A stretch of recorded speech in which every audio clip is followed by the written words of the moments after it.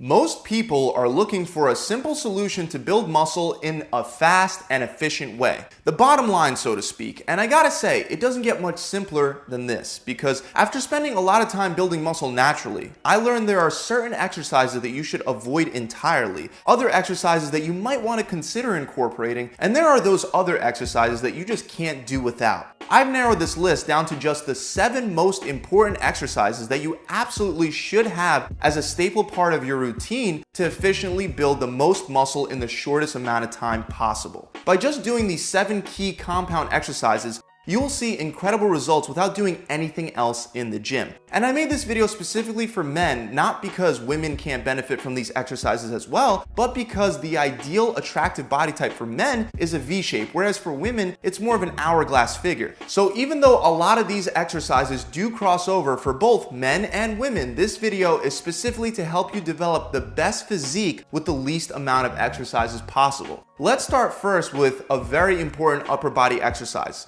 the barbell row. With this exercise, you'll be working the rhomboids, which are the muscles that connect your shoulder blades together, so your upper back muscles. You'll also be working the back of your shoulders and your biceps. This is one of the most important pulling movements that you can do other than the deadlift. Because you're working multiple muscle groups responsible for pulling, you're able to lift a lot more weight with this compound exercise than if you were to isolate any one of these muscles individually. By strengthening your rhomboids and your posterior deltoid, you'll be tightening up your upper back, which will help you hold yourself up straight and vertical and maintain a better upright posture. Due to the fact that you're lifting heavy weight, your biceps are also going to get plenty of stimulation with a weight that would be literally impossible to lift with isolation movements like bicep curls. A basic row is done by grabbing a barbell with your hands a little wider than shoulder width apart. Stick your butt out and stick your chest out before beginning the movement. Then bend down by about 60 degrees, so you're a little higher than being fully parallel to the ground, and you want to let the weight hang straight down. Don't flex your shoulders. While keeping your chest out, pull the barbell in towards your stomach and aim for your belly button. Then bring it back down to that hanging position that you started at and repeat this motion for reps. The great thing about rows is that you can do it with a barbell or you could do it with dumbbells. Also, by changing the angles at which you bend, you can target different parts of your back. A fully bent over position where you're pulling the weight to your chest at a 90-degree angle will target more of your lats and the middle of your back, whereas standing more upright will target more of your traps and your upper back. Let's move on to another staple exercise that you should be doing: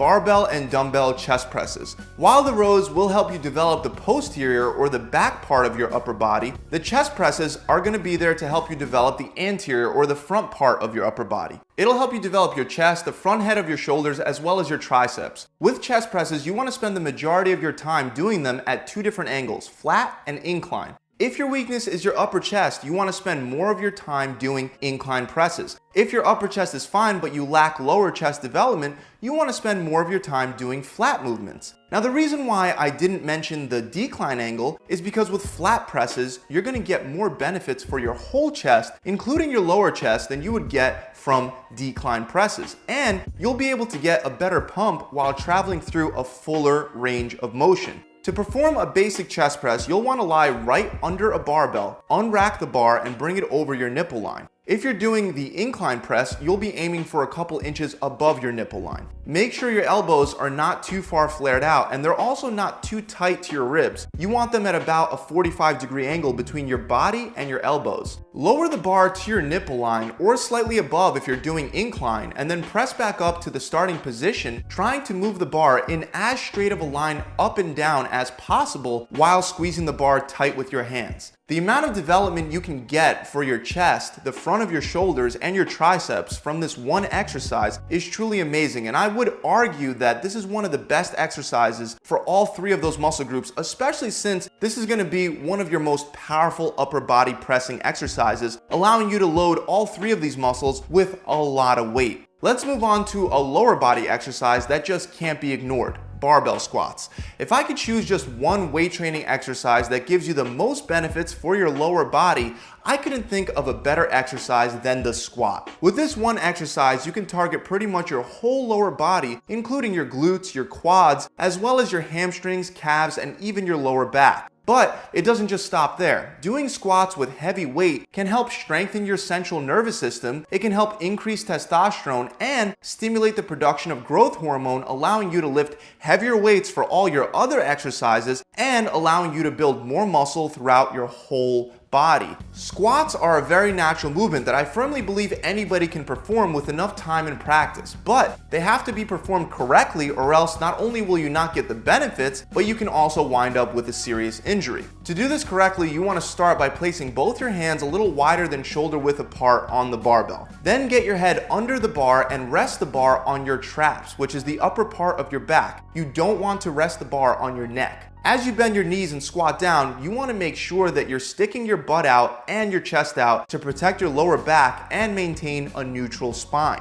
As you're lowering yourself down, you also want to make sure that you're sticking your butt back and keeping your weight a little more on your heels rather than your toes. For newbies, I tell them to keep all their weight on their heels because most beginners have the common problem of putting too much weight on their toes during their squat, which makes their knees cross way too far over their toes and can lead to a knee injury. This is partially because a lot of beginners are afraid to allow their backs to bend as they do the squat while still maintaining that neutral curve in their spine. Instead, they try to keep their backs perfectly straight and vertical. This is not the correct way to perform a squat. Don't be afraid to allow your back to bend while keeping your head up and your chest turned out and pointed forward. If you're just looking to target your quads, you can lower yourself to 90 degrees and then stand back up. But if you're looking to target more of your glutes, you can lower yourself past 90 degrees. Just make sure that your form is perfect before attempting what we call ass to the grass squats. The whole time that you do this exercise, you want to try to lower and raise the bar once again in a straight line. If you're new to doing squats with a barbell, it's a good idea to put either a platform or a bench behind your heels for you to squat down to. If you think about simply sitting down onto this platform and standing back up rather than thinking about squatting, it can actually help you develop proper squat form when you're ready to do it without the bench. Let's move on. For the next exercise, we're gonna go back to the upper body with by far one of the best exercises to give you that V-taper appearance, the pull-up. Now, if you can't do pull-ups, don't worry, I'm gonna give you a couple other options that can work just as well. But once you can build up enough strength to do the pull-ups, you're gonna wanna definitely be doing this exercise. Pull-ups will primarily work your lats and your biceps as well as focus a little bit on your upper back. But the number one thing that'll help you develop is that V shape. By building up your lats and making them bigger, that's exactly what will give you that desirable V-shaped frame that you constantly see on athletes and muscular Hollywood actors. It's important to note that I'm not talking about chin-ups here. Chin-ups are where you take a close underhand grip, roughly shoulder width apart, and pull yourself up. Chin-ups will work much more of your biceps rather than your lats. With pull-ups, you want to take a wider overhand or pronated grip of the pull-up bar. The wider you can spread your arms out, the more you'll target your lats. But keep in mind, the wider you go, the harder the exercise will get. You want to aim for a grip that makes it look like you're trying to make a Y shape with your arms. Stick your chest out and pull yourself up while keeping your elbows flared out. The goal is to pull your body up until your chin fully clears over the bar and then lower yourself back down. Once you master doing pull-ups with your body weight, try to add additional weight on a belt or between your legs to increase intensity over time. If you can't do pull-ups with your body weight, you can strengthen all the same muscle groups with a lat pull down, or you can use either resistant bands or a pull-up machine to assist you with this exercise. Next, for our fifth exercise, we have the deadlift. While squats focus more on your glutes and your quads, deadlifts will help you target your hamstrings a whole lot more. However,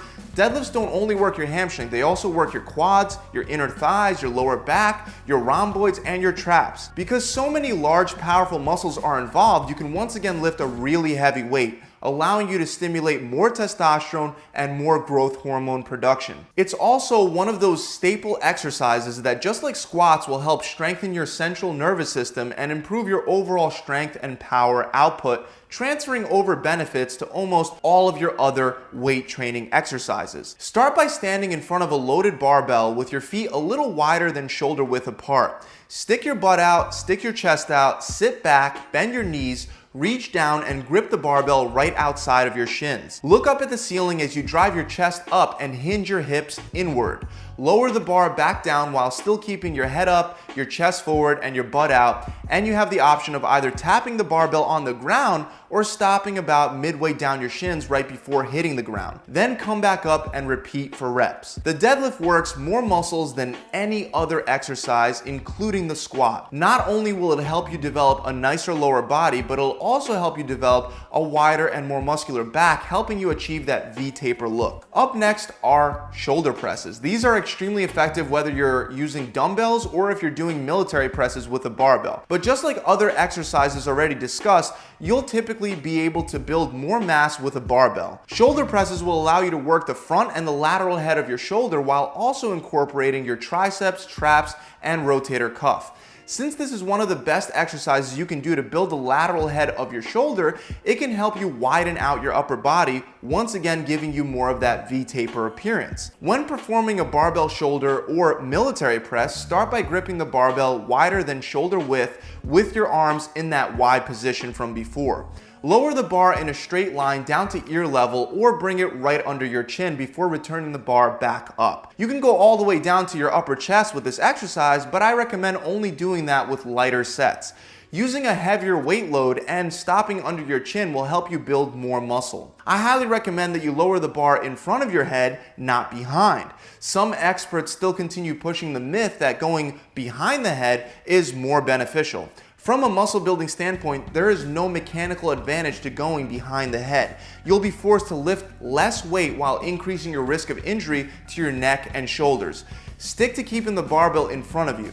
You can do this exercise seated or standing, but seated presses will allow you to lift more weight, helping you build more shoulder mass. Also with the dumbbells, you can do variations of this exercise like the Arnold press that will allow you a greater range of motion. The last exercise on my list is the power clean. Not only will this exercise work almost every single muscle in your body, but most people completely forget that cleans and snatches are some of the best exercises to build a nicer back. On top of that, you'll increase explosive power in a way unlike any other exercise. Start with the barbell in front of your shins with your feet roughly shoulder width apart. Keep your head up, your chest out, and your butt out while grabbing the bar outside of your shins. While keeping the bar close to your body, you want to drive straight up and explode using your hips and your hamstrings. Drive your elbows under the bar and rack the bar on your shoulders along your collarbone with your elbows pointed forward. From there, lower back down and either touch the ground or stop midway down your shins before exploding back up and repeating the movement. That's it, guys. These are truly the only 7 exercises that you need to build a very nice, well-rounded physique. When I get extremely busy or when there's an emergency and I just don't have as much time as I normally do to commit to working out, or when I'm on vacation, these are literally the exercises that I do to ensure that I maintain and build more muscle while spending the least amount of time in the gym. I hope this video has helped you out. If you enjoyed it, make sure you subscribe to this channel and hit that bell icon so you can get notified whenever I release more free tips and tricks to help you build more muscle and burn more fat. Also, for those of you that are looking for a done-for-you program that'll help you burn fat and build muscle faster than ever, visit my website where we're running challenges designed to help you build more muscle and burn more fat faster than ever in only 6 weeks.